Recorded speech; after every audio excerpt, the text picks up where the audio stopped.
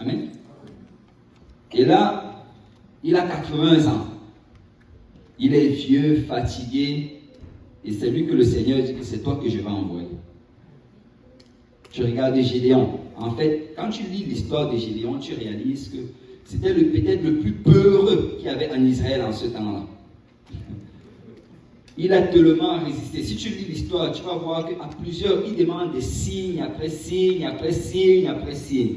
Il dit d'abord, je vais mettre ce toison, arrose aux alentours, mais ne touche pas le toison. Le Seigneur fait le miracle. Il dit maintenant, arrose le toison, mais ne touche pas les alentours. Le Seigneur fait le miracle. Après, il se lève, il annonce, il voit un tas de personnes venir. Et après, le Seigneur lui demande de commencer à diminuer. Après cela, malgré tout ce qu'il avait déjà vu comme miracle, il fallait encore qu'il descende dans le camp des Madianites et qu'il entende le rêve. Écoute, il n'avait pas beaucoup de foi. Mais le Seigneur l'a choisi. Amen. Alors je viens te dire que Dieu t'a choisi. Amen. Dieu t'a choisi. La seule réponse, alléluia, que le Seigneur s'attend, c'est me voici. Et alors que tu dis me voici, il va te donner l'habilité de le faire. Amen. Et quand tu regardes en fait dans ce passage, souvent on pense que c'est l'appel de Pierre, de Simon. En fait, il s'appelle encore Simon en ce moment-là. Mais en réalité, son appel était longtemps avant cela. Son appel, tu peux le voir dans le livre de Jean. Alors que André, son frère, l'amène vers lui. Et quand il voit le Seigneur, j'ai vu le Seigneur lui dit, tu t'appelles Simon, mais maintenant tu vas t'appeler Pierre. C'est là-bas qu'est son appel. Et quand cet appel-là s'est produit, André et Pierre, ils ont commencé à marcher avec Jésus. Il y avait également Jean avec eux. Mais je ne sais pas ce qui s'est produit. Mais à un certain moment, ils ont laissé le Seigneur Jésus-Christ pour retourner dans leur affaire de pêche. Donc quand on voit le Seigneur venir ici, et au verset 3, on dit qu'il est venu, et qu'il est monté sur l'une des barques qui était à Simon. En fait, ce n'est pas par accident que le Seigneur Jésus-Christ est venu, il venait chercher Simon. Amen. Vous savez, Simon s'était éloigné du Seigneur, mais le Seigneur est revenu le chercher. Et je rends grâce à Dieu que malgré le nombre de fois qu'on s'est éloigné, il est venu nous rechercher. Amen. Malgré le nombre de fois qu'on a trouvé des excuses pour ne pas faire l'œuvre du Seigneur, il est venu nous chercher. Je crois que le Seigneur est en train d'appeler quelqu'un aujourd'hui. Amen. Le Seigneur est en train de t'appeler. Écoute, il est juste en train de te dire, juste obéis, juste suis-moi, fais ce que je t'appelle à faire. Et nous voyons ici comment, quand il enseigne, après avoir enseigné, il dit à Simon, avance en pleine eau et jetez vos filets pour pêcher.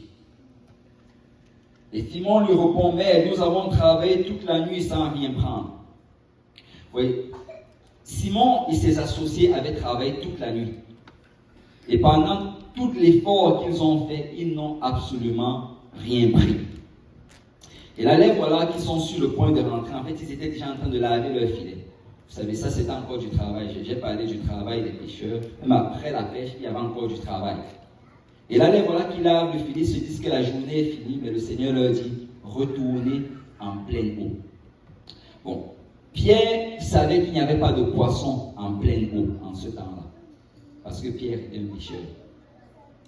Et là, voilà Jésus qui est charpentier et qui lui demande de retourner en pleine eau. Déjà qu'il y avait la fatigue. Amen. Déjà qu'il y avait des doutes par rapport aux compétences du Seigneur Jésus-Christ. En fait, il y avait beaucoup de raisons pourquoi Pierre n'aurait pas obéi à cela. Et vous savez, il a d'abord commencé à argumenter, mais j'ai travaillé toute la nuit sans rien prendre. Tu sais, tu peux déjà avoir essayé à plusieurs reprises. Si le Seigneur te dit essaye encore, essaye encore. Amen. Si le Seigneur te dit retourne encore, retourne encore. Vous savez, les méthodes du Seigneur ne changent pas. Amen. Souvent, tu vas venir voir le pasteur. Le pasteur va te donner un conseil. Et c'est exactement ce que tu avais déjà fait. Eh bien, fais encore. Amen. Fais encore. Souvent, nous voulons juste des solutions ingénieuses. Vous savez, c'est le même évangile que nous prêchons depuis 2000 ans. Ça n'a pas changé. C'est la même parole qui est reprêchée. Tu sais quoi, tu l'as mis en pratique, mets-la encore en pratique. Amen.